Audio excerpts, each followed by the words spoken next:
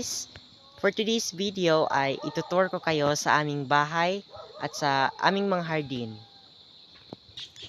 So, galing pala ako sa paaralan at ngayon pupunta na tayo sa aming bahay. Let's go! So, kung makikita nyo, maraming ditong mga mais sa amin kasi marami, halos-halos ng mga tao dito ay may mga itinanim na mais.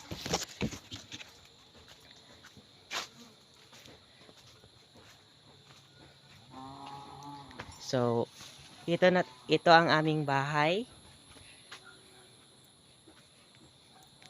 At ito naman ang aming mga hardin.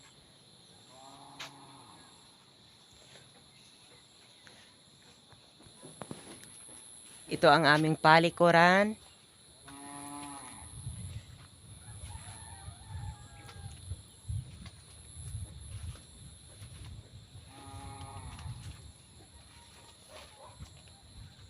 At ito naman ang aming bakuran at marami ditong puno sa amin. Kung makikita nyo, napapalibutan kami ng mga puno.